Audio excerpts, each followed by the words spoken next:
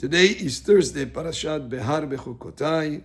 This coming Shabbat, we'll be reading two parashiot. In the second Parashah, Bechukotai, it gives us, at the beginning of the Parashah, many, many blessings that will happen as a result of you observing the laws of the Torah. But the beginning of the Parashah says, "Im Bechukotai telechu," if you follow my decrees, Ve'et mitzvotai tishmeru, and if you observe my commandments, va'asitem otam, and you perform them, then there will be all these blessings that will come. But Rashi notices a redundancy in the first pasuk.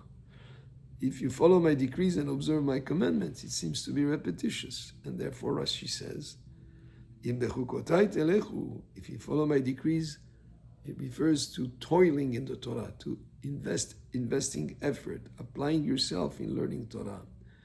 And then the second part of the pasuk, and you observe my mitzvot. And therefore, there will be a great reward, not just for observing the mitzvot, but most importantly, for dedicating time and effort and toiling in learning Torah.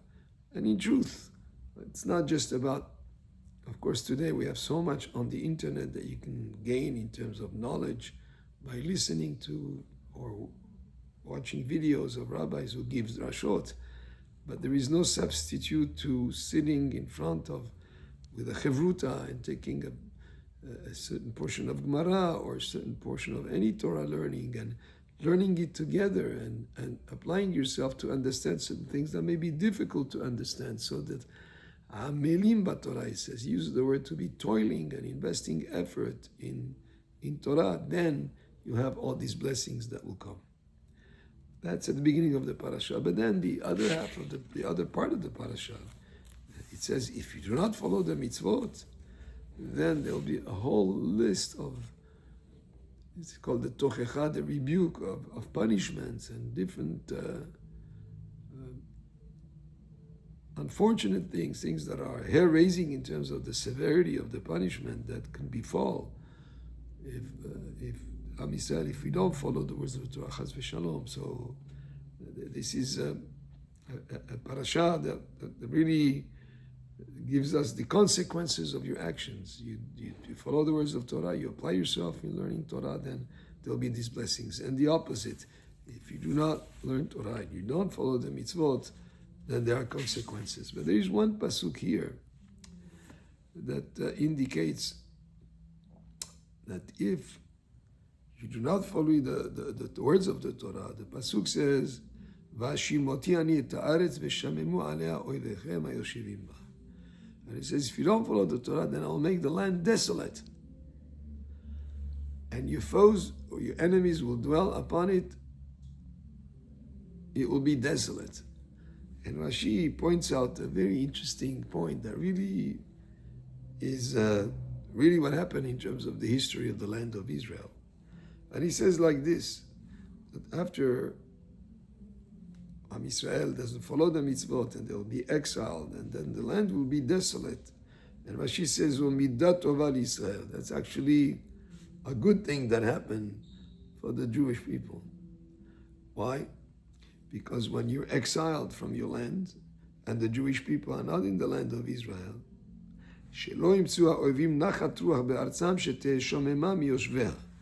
that no other nation will find comfort in a place that is desolate, because the land of Israel, when the Jewish people are not there, so throughout the many centuries of Jewish exile, Eretz Yisrael that was before flowing with the milk and honey, remained a desolate place in a way that nobody was, it was not a hospitable country, and nobody wanted to live there and to establish a country there, a state. And in truth, when the Jewish people were not in the land of Israel for all the years of exile, then no other nation really became a state there.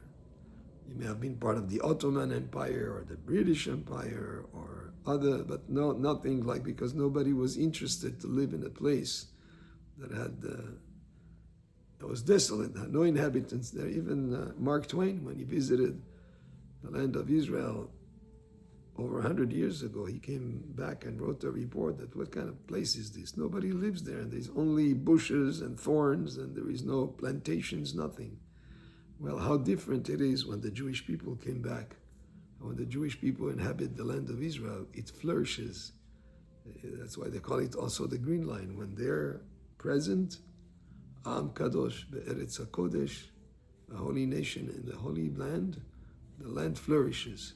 And when the Jewish people were not there for all these centuries of exile, then the land was desolate. Naturally, it was in a way that nobody would be interested to really live in there except sporadic inhabitants here and there, but not really a nation that could call itself, this is my country. Only the Jewish people, when they live there, it's a place that flourishes. And therefore, this sort of curse in this parashah of this week, that when you don't follow the words of Torah and you'll go into exile, and the land will be desolate, it's actually, according to Rashi, a blessing in disguise. It is desolate, so nobody will be interested to be there. But of course, when the Jewish people came back, when we're there present, the land flourishes and shows that it's a perfect match in a way. Baruch Adonai le'olam, amen ve'amen.